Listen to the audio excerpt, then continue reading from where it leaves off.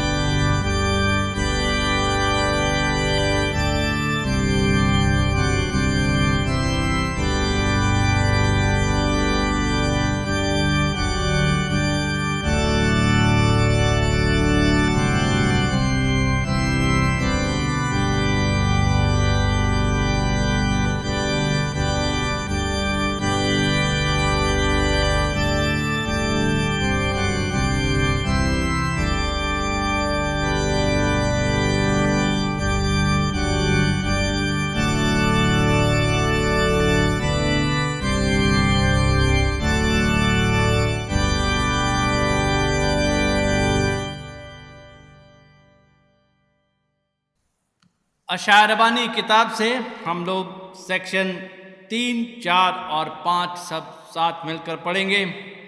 हमारे खुदावन यीशु मसीह का फजल, खुदा की मोहब्बत और रूहुल कुदुस की शराकत आप सबके साथ होती रहे।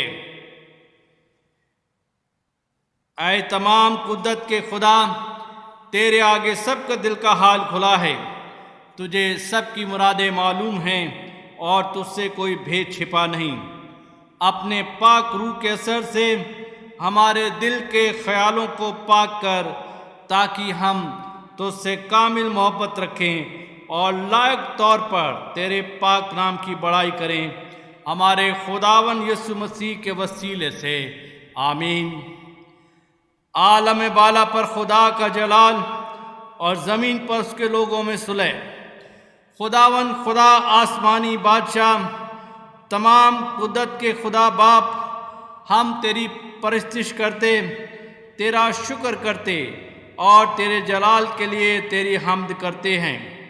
ऐ खुदावन यीशु मसीह बाप के इकलौते बेटे, ऐ खुदावन खुदा के बर्रे, तू जहान का गुनाह उठा ले जाता है, हम पर रहम कर। तू बाप के दाईं ही बैठा है, हमारी दुआ कबूल कर, क्योंकि यीशु मसीह तू ही कुद्दूस है, तू ही खुदावन है, तू ही पाक रूह के साथ खुदा बाप के जलाल में आला है। आमीन। आइए हम दुआ करेंगे।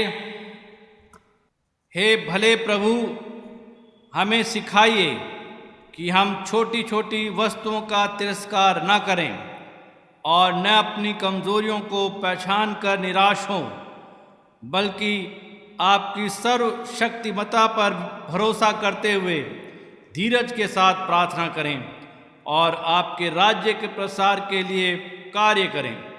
हमारे प्रभु यीशु मसीह के द्वारा, जो आपके और पवित्र आत्मा के साथ एक परमेश्वर है और अब तथा सदा सर्वदा जीवित और राज्य करते हैं। आमीन।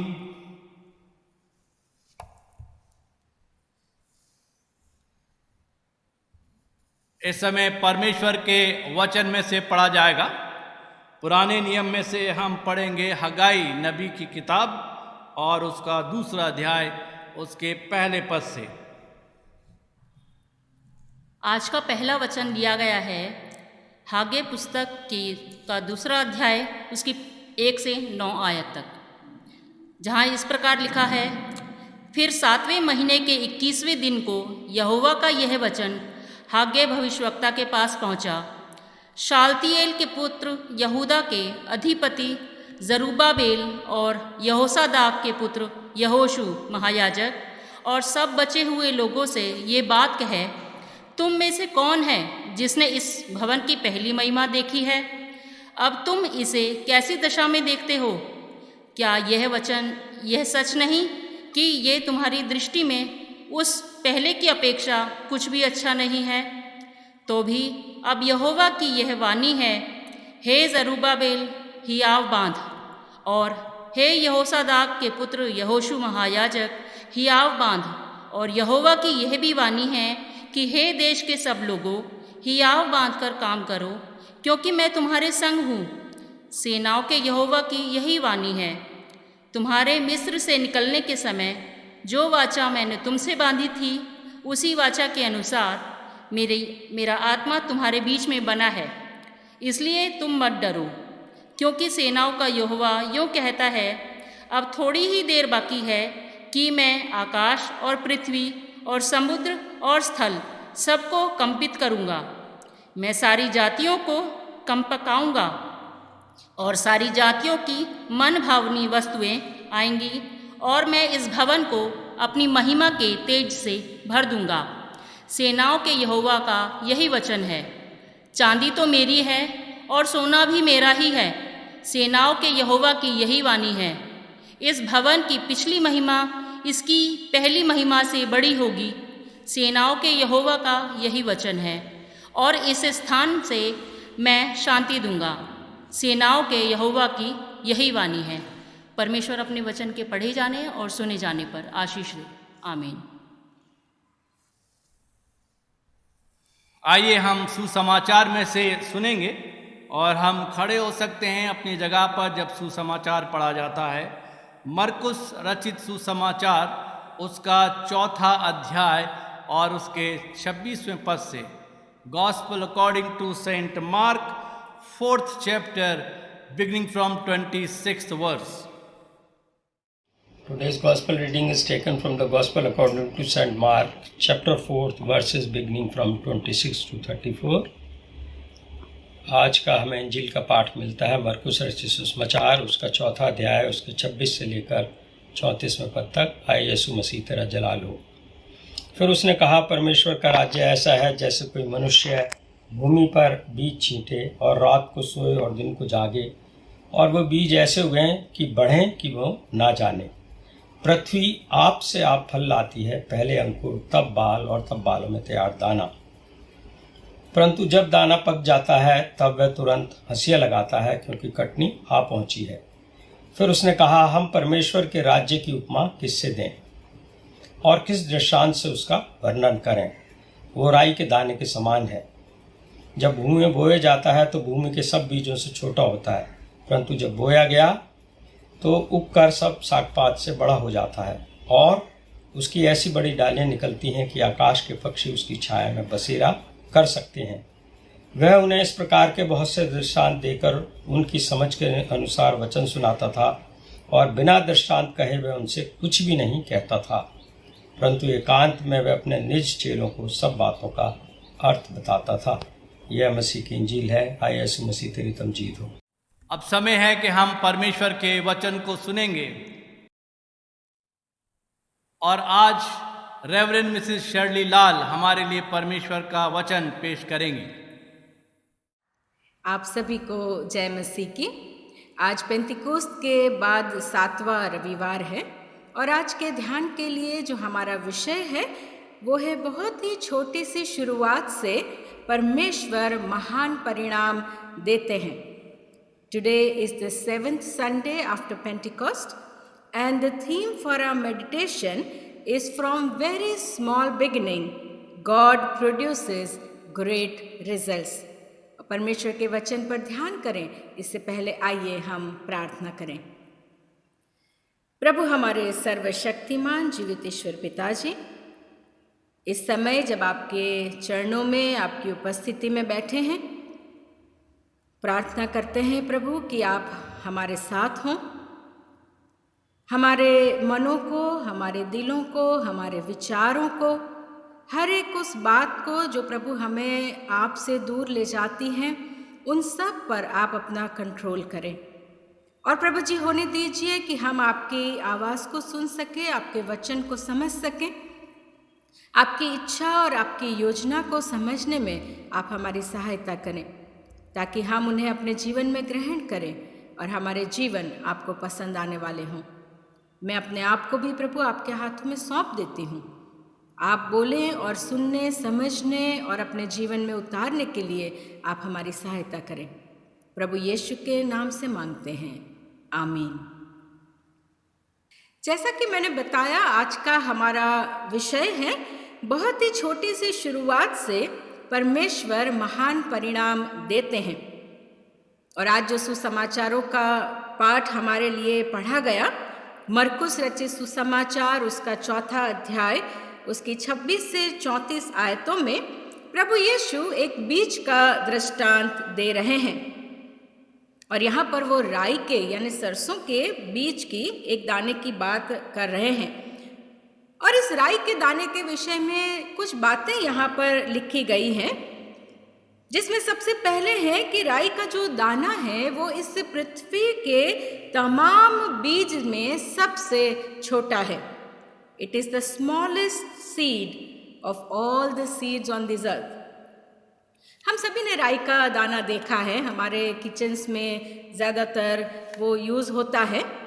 अगर हम कल्पना करें कि एक राई का दाना अगर हमारे हाथ से गिर जाए तो वो ज़मीन पर शायद हमें दिखेगा भी नहीं, या हम उसे उठाने की कोशिश भी नहीं करेंगे। अ mustard seed is a tiny little insignificant seed. राई का जो दाना है वो बहुत ही छोटा और बहुत ही महत्वहीन दाना है। However, it is written here, then when it is sown on the ground, it grows up and becomes larger than all the garden plants. यहाँ पर लिखा हुआ है कि जब यही राई का दाना जब बोया जाता है तो वे उग कर सारे साग पात से भी बड़ा हो जाता है। और ये इसलिए है क्योंकि परमेश्वर उसे वृद्धि देते हैं। और फिर आगे लिखा है कि उसकी ऐसी बड़ी बड़ी डालियां निकलती हैं जिसमें पक्षी बसेरा कर सकते हैं। And it produces branches so that the birds can build their nest. हमारी नज़र में राई का दाना भले ही एक छोटा सा दाना हो, परंतु परमेश्वर की नज़र में उस बीज में, उस दाने में बहुत अधिक क्षमता है। It may seem an insignificant seed in our sight, but God sees tremendous potential in it, and He enables it to grow and makes it a blessing to many. Bible में हमारे सामने बहुत से ऐसे उदाहरण हैं जिसमें हम देख पाते हैं कि बहुत ही छोटी सी वस्तु या छोटी सी बात या छोटे से कार्य या बहुत ही छोटे से माने जाने वाले व्यक्ति से परमेश्वर बहुत अधिक महान परिणाम लाते हैं। Little is much when God is in it. और आज हम ऐसे ही कुछ उदाहरणों का ध्यान करेंगे। God brings great results from the insignificant things. परमेश्वर छोटी से छोटी वस्तुओं से महान परिणाम लाते हैं। और सबसे पहली बात जो आज हम देखेंगे वो है थोड़ा सा विश्वास, लिटिल फेथ। एक बार एक गांव में अकाल पड़ा था और गांव वाले सभी एक जगह पर जमा हुए ताकि बारिश के लिए प्रार्थना करें। लेकिन उन सब में से एक ही व्यक्ति था जो अपने साथ छाता लेकर आया। This is called faith. हम लूका रचित सुसमाचार उसके 8वें अध्याय उसकी 43 से 48 आयत में एक स्त्री के विषय में पढ़ते हैं। ये वो स्त्री है जिसे पिछले 12 वर्षों से लहू बहने का रोग था और उस स्त्री ने अपना सारा धन, अपना सारा समय, अपना सब कुछ इस दुख में, इस शर्म में, इस दोषित भावना में और अकेलेपन में बिताए थे। और आज वो इस बड़ी भीड़ में आई है, जो भीड़ वहाँ प्रभु यीशु पर गिरी जाती है, उस भीड़ का हिस्सा है ताकि वो प्रभु यीशु के वस्त्र को छू सकें। और इस विश्वास के साथ वो यहाँ आई हैं। और जब वो प्रभु यीशु का वस्त्र छूती हैं तब उसे चंगाई मिलती है। ये जो स्त्री है इस बड़ी भीड़ में एक अनदेखी, एक अनजान, एक महत्वहीन स्त्री है। जब वो प्रभु यीशु के वस्त्र को छूती हैं, उसके विश्वास को प्रभु यीशु देखते हैं। और 48वीं आयत में लिखा है, प्रभु यीशु कहते हैं, बेटी तेरे विश्वास ने तुझे चंगा किया है, कुशल से चली जा। थोड़ा सा विश्वास उस स्त्री के जीवन में चंगाई लाता है। प्रभु यीशु कहते हैं मत्ती रचित सुसमाचार उसका 17 अध्याय और 20वीं आयत में, यदि तुम्हारा विश्वास राई के दाने के बराबर भी हो तो इस पहाड़ से कह सकोगे कि यहाँ से सरक कर वहाँ चला जा, तो वह चला जाएगा और कोई भी बात तुम्हारे लिए असंभव ना होगी। The word of God encourages us today to have true little faith in God that moves the mountain. परमेश्वर करें कि आज मेरा और आपका भी ऐसा विश्वास हो, परमेश्वर पे हम ऐसा विश्वास करें जिसके कारण कोई भी बात असंभव ना रहे। दूसरी बात हम देखते हैं महत्वहीन व्यक्ति, insignificant individuals. And there are countless examples for us in the Bible where God uses unknown, insignificant individuals for great mission. दूसरे राजा की पुस्तक में 5वें अध्याय में हम नामान नाम के एक सीरियन अधिकारी के विषय में पढ़ते हैं जो लेप्रेसी से पीड़ित था और उसकी सारी सामर्थ्य, उसका ओहदा, उसका धन, उसकी किसी बात से उसकी बीमारी दूर ना हो सकी। परंतु परमेश्वर ने उसके घर में एक छोटी सी यहूदी दासी का उपयोग किया जिसके कारण नामान के पूरे घराने ने आशीष और उद्धार पाया। God used Moses and other leaders who found themselves incapable and unworthy for the task assigned to them. परमेश्वर ने एस्तर रानी, सामरी स्त्री, माता मरियम और प्रभु यीशु के चेले और ऐसे कई लोगों का उपयोग किया जिनका समाज में कोई स्थान नहीं था। विलियम कैरी नाम के मिशनरी के विषय में हम जानते हैं, he is called the father of modern mission. उनके माता पिता बुनाई का काम करते थे and he himself was a cobbler, वो जूते बनाने का कार्य करते थे। परंतु जब वो भारत आए और उनकी 41 वर्ष की जो सेवाएं थी, उन्हें परमेश्वर ने ऐसा आशीषित किया कि उनके द्वारा स्थापित श्रीरामपुर यूनिवर्सिटी से आज हजारों मिशनरीज और पास्टर्स और लीडर्स तैयार होते हैं जो परमेश्वर के राज्य के लिए कार्य करते हैं। उन्होंने बाइबल का अलग अलग भाषा में ट्रांसलेशन किया, अनुवाद किया, जिससे लाखों लोगों ने परमेश्वर के वचन को पाया और परमेश्वर के उद्धार को पाया। इतिहास में बहुत से ऐसे मिशनरीज की गवाही हमें मिलती है जिनका समाज में या आर्थिक रीति से कोई वजूद नहीं था, परंतु परमेश्वर ने उन्हें अपने राज्य में बहुत ऊंचा उठाया और उन्हें आशीषित किया। In fact, God chooses and uses such individuals for His work. जैसा कि संत पौलुस लिखते हैं पहला कुरिन्थियों उसका पहला अध्याय उसके 26 से 31वीं आयत में, जो आज हमारे सामने नए नियम का पाठ पढ़ा गया था। मेरे अजीजों, यदि आज हम अपने आप को छोटा या महत्वहीन महसूस करते हैं तो हम याद रखें, प्रभु यीशु कहते हैं मत्ती रचित सुसमाचार उसका 10वां अध्याय और 31वीं आयत में, डरो नहीं क्योंकि तुम बहुत से गोरैयों से बढ़कर हो। If we are feeling insignificant, worthless or of a lesser value today, we must remember that we are of more value than many sparrows. तीसरी बात हम देखते हैं वो है सीमित साधन यानी limited resources. We all know the famous story of David and Goliath in 1 Samuel chapter 17. परमेश्वर ने गोलियात जैसे बड़े महान जायंट को हराने के लिए दाऊद को पसंद किया, जो वो एक छोटा सा लड़का था, एक चरवाहा था।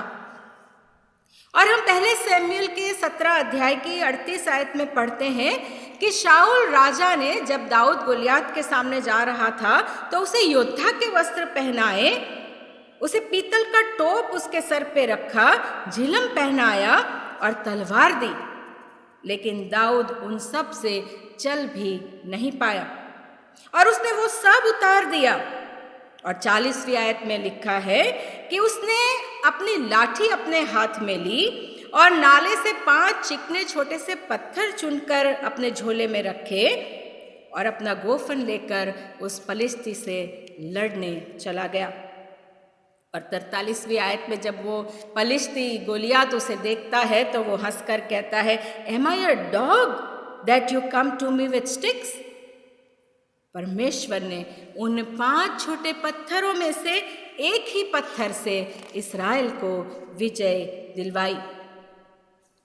उन पत्थरों में कोई सामर्थ नहीं थी, पर जब उसे परमेश्वर के निर्देश के अनुसार उपयोग में लिया गया तो उससे विजय हासिल हुई। वैसे ही हम पढ़ते हैं दूसरा राजा उसके 4 अध्याय और 1 से 7 आयतों में एक गरीब विधवा के विषय में पढ़ते हैं कि जो बहुत ही गरीब थी और उसके सिर पर बहुत बड़ा कर्ज था, उसके कारण वो अपने बेटों को भी खो चुकी थी। और जब उसने एलीशा नबी से विनती की कि वो उसकी मदद करें, और एलीशा नबी के कहने पर उसने अपने सारे घर के सारे खाली बर्तन जमा किए, यहाँ तक कि पड़ोसियों से भी मांगकर उसने बर्तन वहाँ पर जमा किए। और उसके पास जो थोड़ा सा कुप्पी में तेल था, जब उसने उन बर्तनों में उंडेलना शुरू किया तो वो सारे बर्तन तेल से भर गए। जिससे उसने अपना कर्जा चुकाया और अपने बेटों को छुड़ाया। God used the meager resources that she had to be an overflowing provision for her household.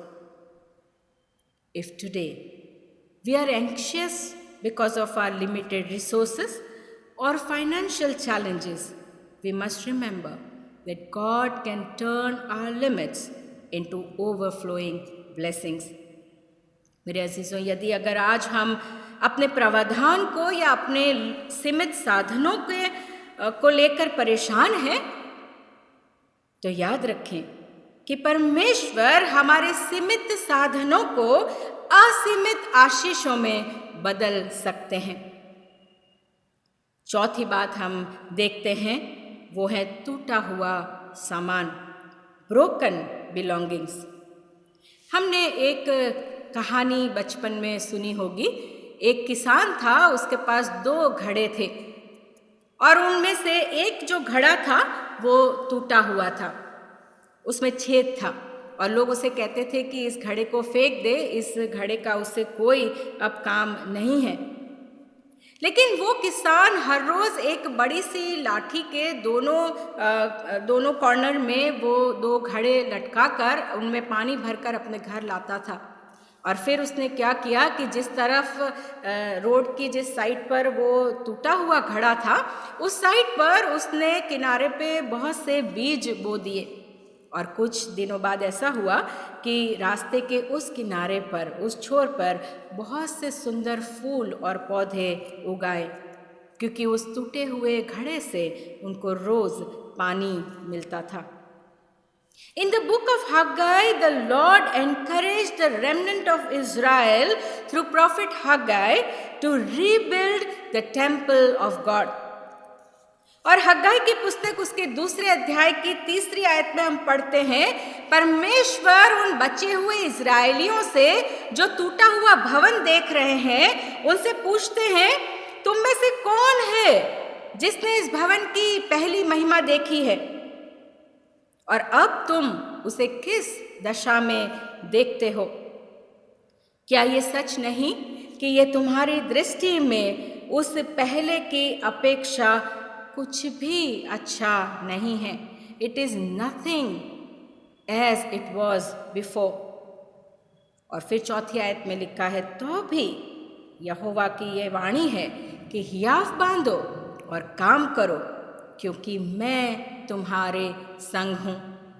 और फिर 9वीं आयत में आगे लिखा है, परमेश्वर कहते हैं कि इस भवन की जो पिछली महिमा इसकी पहली महिमा से बढ़कर होगी।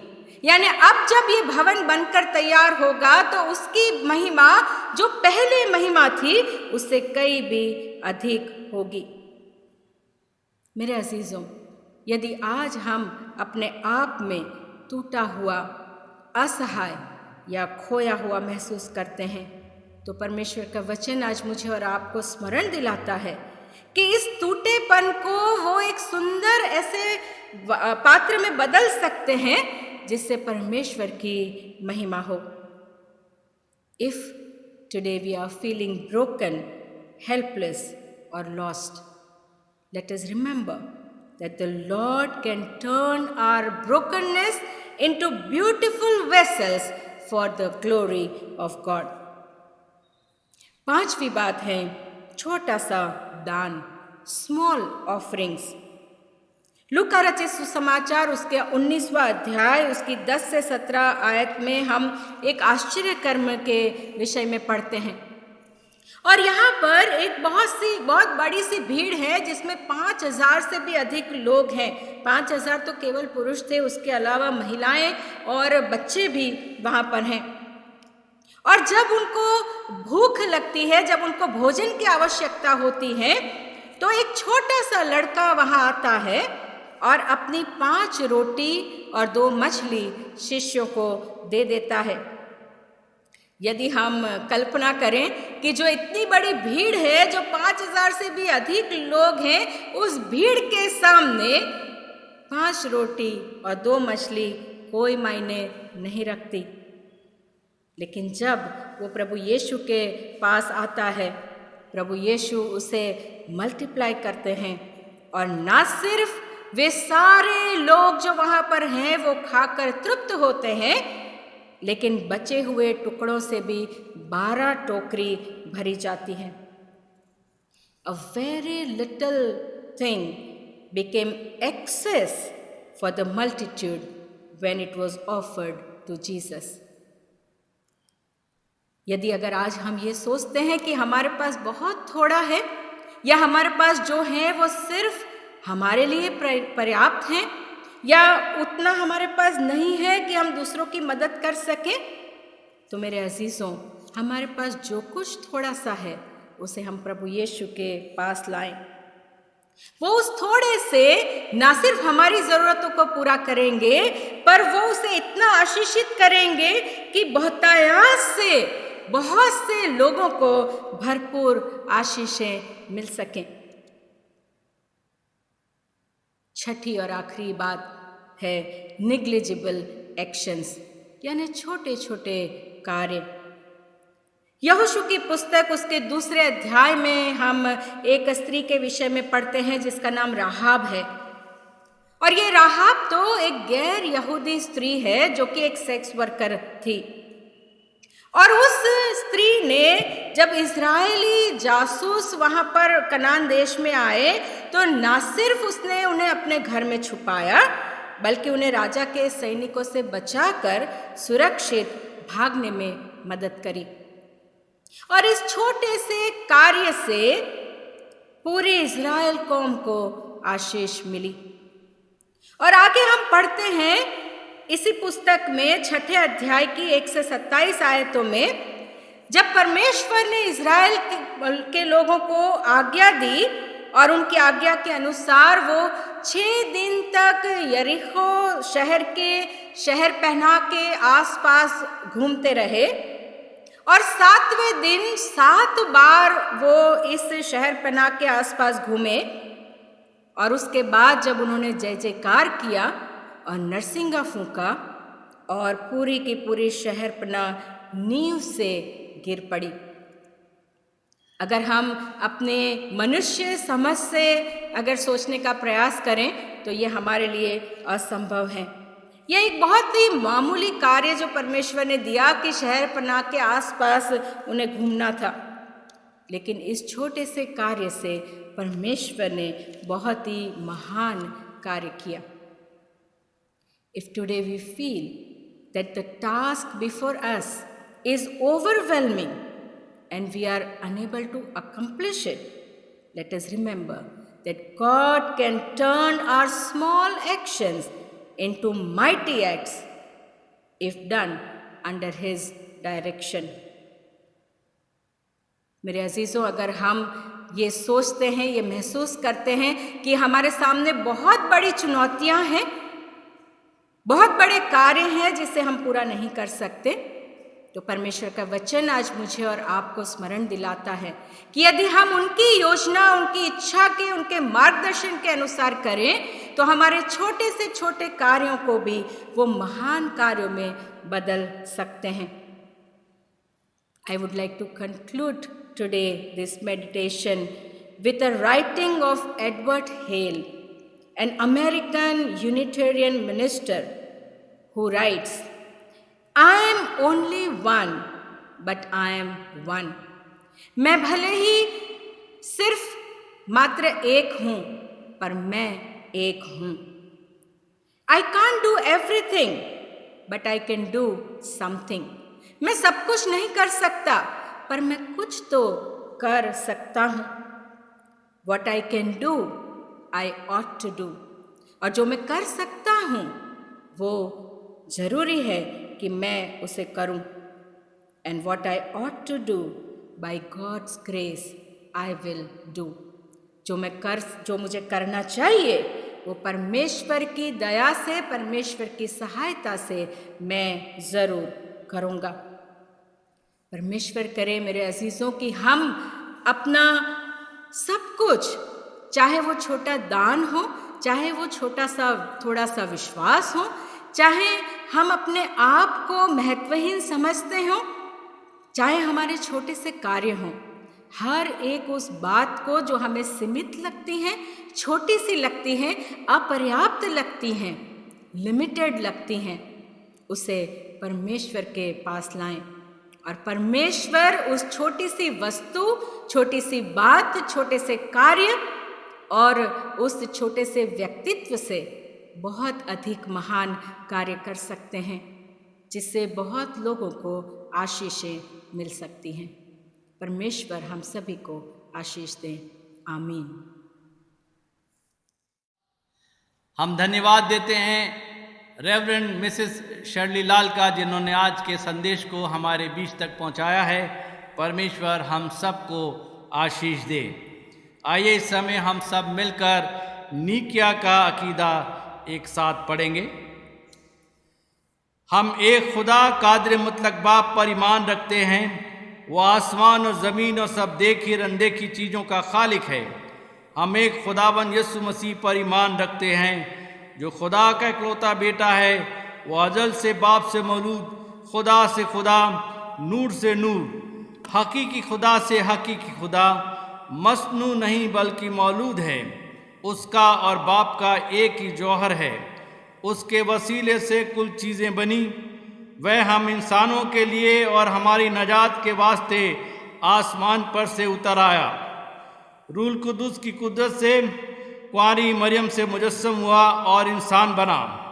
पेंतुस पिलातुस के अहद में हमारे लिए मसलूब हुआ। उसने दुख उठाया, मर गया और दफन हुआ। तीसरे दिन पाक नविश्तों के बेमुजिब जी उठा, आसमान पर चढ़ गया और बाप के दाहिनी बैठा है। वो जलाल के साथ जिंदों और मुर्दों की अदालत के लिए फिर आएगा और उसकी सल्तनत कभी ख़त्म ना होगी। हम रूहुल कुदुस पर ईमान रखते हैं, जो खुदावन है और ज़िंदगी बख्शने वाला है। वो बाप और बेटे से सादिर है। उसकी बाप और बेटे के साथ परिश्तो ताज़ीम होती है। वह नबियों की ज़बानी बोला। हम एक पाक कैथोलिक और रसूली कलीसिया पर ईमान रखते हैं। हम एक बपतिस्मे का जो गुनाहों की माफ़ी के लिए है इकरार करते हैं, और मुर्दों की क़यामत और आइंदा जहान की हयात का इंतज़ार करते हैं। आमीन।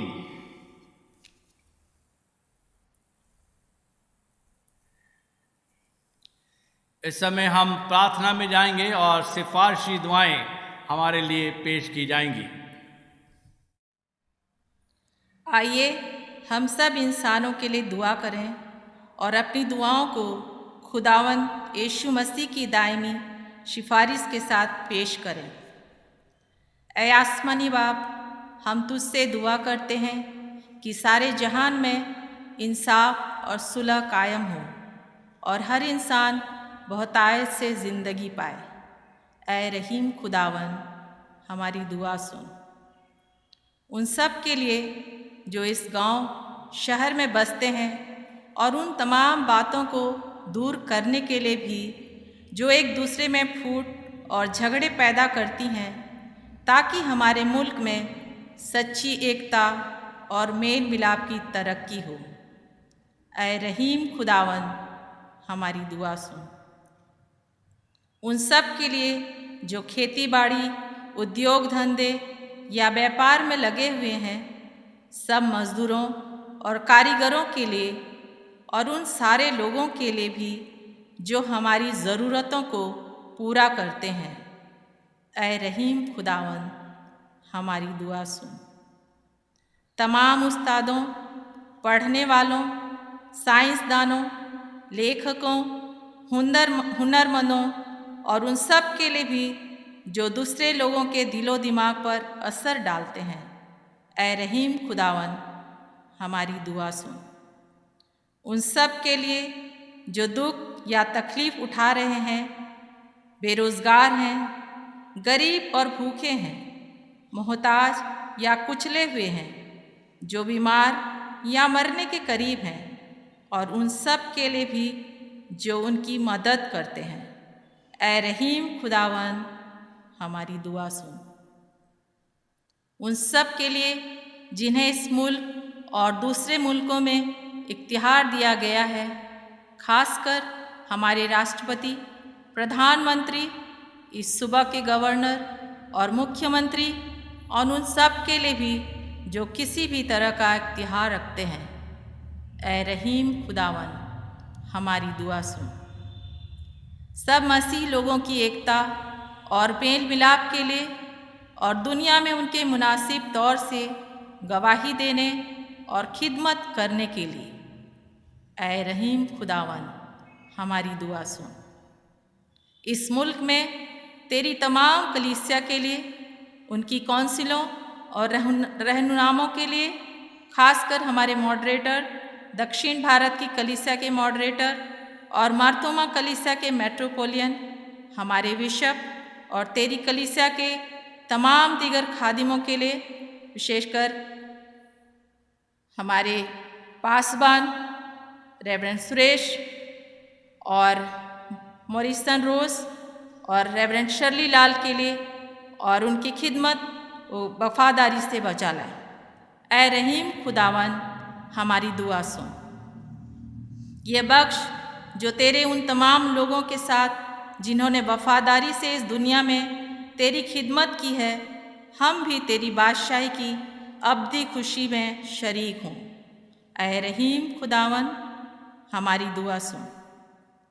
ऐ आसमानी बाप, अपनी बादशाही जल्दी ला और हमारी इन दुआओं को कबूल फरमा जो हम तेरे बेटे अपने खुदावन और मुंजी यीशु मसीह के नाम के वसीले से पेश करते हैं। आमीन। इस समय मिलकर सब गीत गाएंगे, तन मन और धन उसे दो। और जिस समय हम इस गीत को गाते हैं उस समय हम अपना दान भी इकट्ठा करते हैं। और जिस तरह मैं आप लोगों से रिक्वेस्ट करता आ रहा हूँ कि अपने अपने घरों में अपना दान भी हम इकट्ठा करें, ताकि जब कभी भी हम यहाँ पर आएंगे चर्च के अंदर संडे ऑफरिंग्स के नाम से हम उस दान को जमा करा पाएंगे।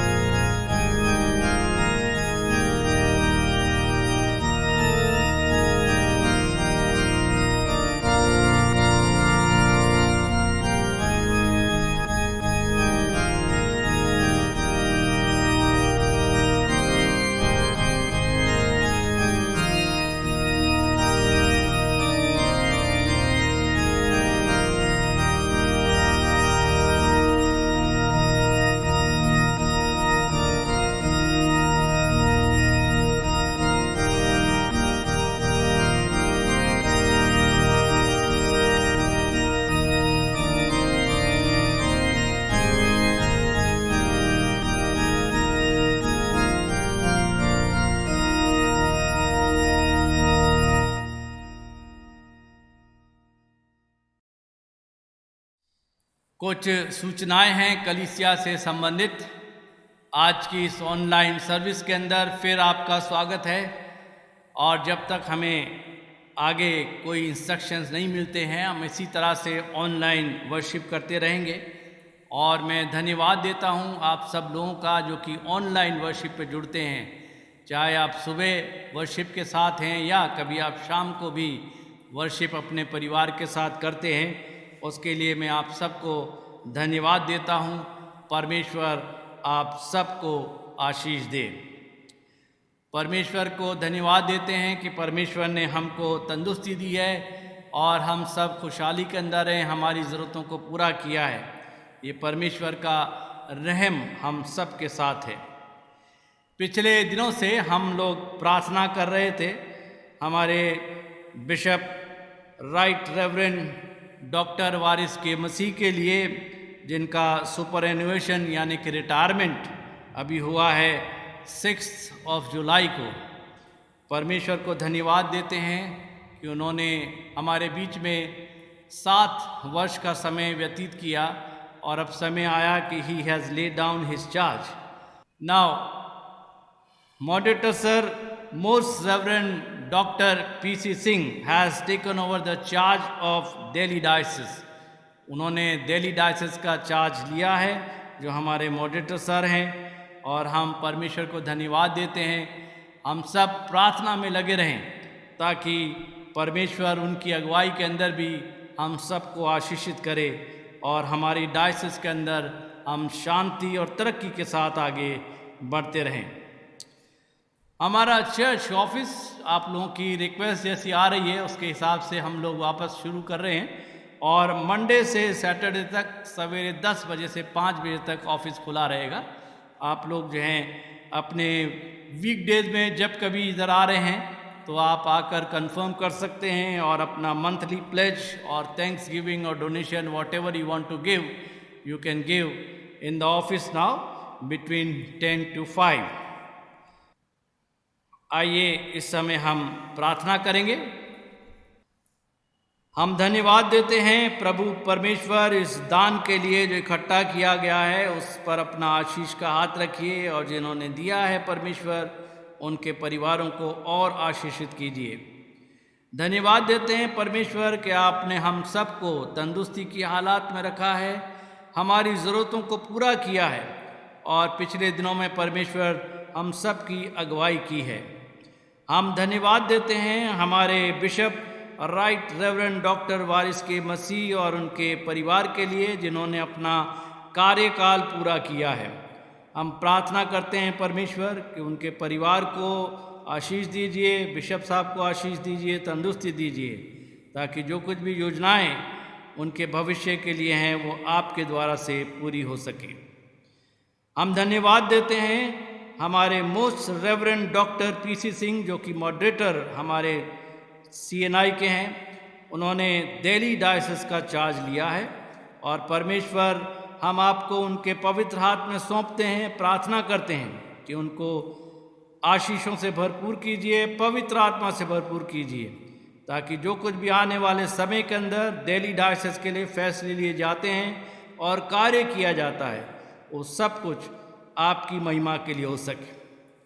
हम प्रार्थना करते हैं परमेश्वर हमारे संसार के लिए, संसार में शांति के लिए, जहाँ कहीं भी लड़ाई और झगड़े हैं वहाँ आप शांति स्थापित कीजिए। हमारे देश के लिए प्रार्थना करते हैं, हमारे देश को भी आशीषित कीजिए, ताकि सब लोग अमन और चैन के साथ मिलजुल कर रह सकें। हम धन्यवाद देते हैं उन सब लोगों के लिए परमेश्वर जिन्होंने अपना जन्मदिन मनाया है या शादी की सालगिरह मनाई है। आप उनको आशीष दीजिए, जिससे परमेश्वर इस नए साल में जब उन्होंने प्रवेश करा है, ये नया साल उनकी ज़िंदगी में और भी बेहतर तरीके से पूरा हो सके आपकी आशीषों के साथ, जिससे परमेश्वर उनका परिवार हमेशा आपकी महिमा करता रहे। हम तमाम बीमारों के लिए प्रार्थना करते हैं, ख़ास कर मिस्टर मुंशी राम के लिए, जिनकी रिक्वेस्ट आई है परमेश्वर, और जो कुछ भी उनको जिस्मानी परेशानी है परमेश्वर, उनको भी आप अपने पवित्र हाथों से छूइए, उनको चंगाई दीजिए, हम मिस्टर मक्खनलाल के लिए भी प्रार्थना करते हैं। परमेश्वर आप उन पर भी अपना अनुग्रह का हाथ बढ़ाइए और जिस तरह से वो बीमार हैं, जो कुछ भी तकलीफ़ है, परमेश्वर आप अपने पवित्र हाथों से बढ़ाकर उनको शिफा दीजिए ताकि वो चंगाई को प्राप्त करें और सब आपकी महिमा कर सकें। हमारी प्रार्थना है परमेश्वर कि हमें आने वाले समय में भी संभालिए। ये मांगते हैं हमारे प्रभु यीशु मसीह के नाम से, आमीन। ऐ हमारे आसमानी बाप, तेरा नाम पाक माना जाए, तेरी बादशाही आए, तेरी मर्जी जैसे आसमान पे पूरी होती है ज़मीन पर भी हो। हमारे रोज़ की रोटी आज हमें दे, हमारे कसूरों को माफ़ कर कि हम भी अपने कसूरवारों को माफ़ करते हैं। हमें आजमाइश पर न पड़ने दे बल्कि बुराई से बचा, क्योंकि बादशाह, कुदरत और जलाल अब तक तेरा ही है, आमीन। खुदा का इत्मीनान जो समझ से बिल्कुल बाहर है, तुम्हारे दिलों और ख़यालों को खुदा उसके बेटे हमारे खुदावंद यीशु मसीह की पहचान और मोहब्बत महफूज रखे और कादिर मुतलक खुदा बाप, बेटे और रूह कुदूस की बरकत तुम पर हो और तुम्हारे साथ हमेशा रहे, आमीन। सलामती से जाओ, खुदावन से मोहब्बत रखो और उसकी खिदमत करो, खुदावन मसीह के नाम से, आमीन।